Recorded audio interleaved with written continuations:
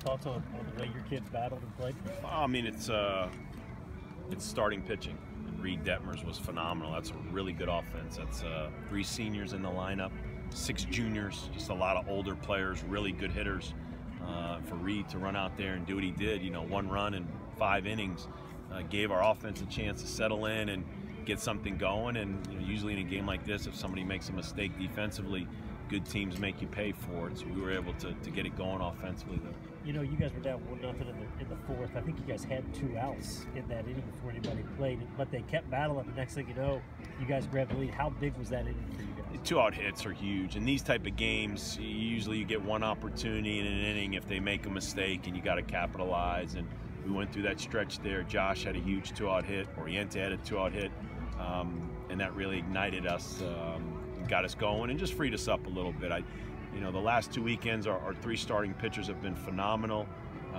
Now to get Reed going, it's momentum. It's contagious. And Reed sat there all weekend and watched 3 starters. Like I said, I think 29 strikeouts and 2 walks over the weekend. And you learn. And he's a freshman and he's growing. And I'm sure that gave him the confidence to go, look, Bobby Miller and Nick Bennett and these other guys are doing it. I can do it. And he's a super talented pitcher. And the value of a 4th starter, now more than ever is crucial. Is this good for you guys on a couple different levels? A, you beat your rival, but also you guys can continue some momentum that you guys are building up now. Yeah, I said it in the press conference yesterday. I don't look at RPI. I don't look at top 25. I don't look at projections. And we got 20 games left. We got a lot of baseball left. What we need to do is what we always do this time of the year. We put our head down. We play good baseball at this time of the year. So that's a quality win against a really good opponent. Obviously, the rival game makes it a little more special for all the fans and everybody. But, we got to get ready for Virginia. And they got a frontline arm, and they got a great program. So we got 12 ACC games left and, a lot of baseball left to play. Dan, you talked about the starting pitching, but your bullpen didn't give up a hit. I think there was 2 walks in an HBP, but they did a great job. Well, like we said, it's contagious. Hitting's contagious, playing good defense is contagious, and pitching. We've really pitched well the last couple weeks, and right now, we've got talented arms, and my comment out there was, man, if we can get 2 or 3 more arms going, 2 or 3 more guys going that maybe haven't pitched great the last month or so, man, we become really special, because with pitching and defense, and if you can do enough offensively, you got a chance to compete at a high level. You've got different guys in your lineup starting to wake up now tonight. Jake seems like he's maybe snapping out of his ball. Well, again, we talked about before the season started, we were going to live and die with this sophomore class. We knew Josh and Mann were going to give us, good production, but what were these 6, 7 sophomores going to do in the lineup? And Oriente's on fire. Jake hopefully got it going in the right direction. The one thing about Jake is you get a little misled by the batting average.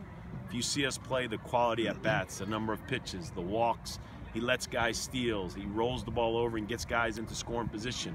He does so much in that 2-hole, but if he gets the bat going, now he's really valuable. And Wyatt's been consistent all year.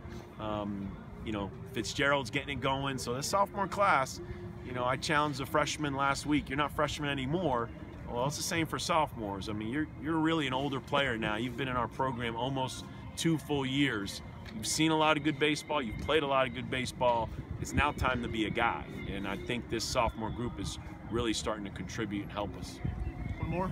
Do you think it shows some maturity defensively that you guys were able to, grab that huge lead and hold on to it?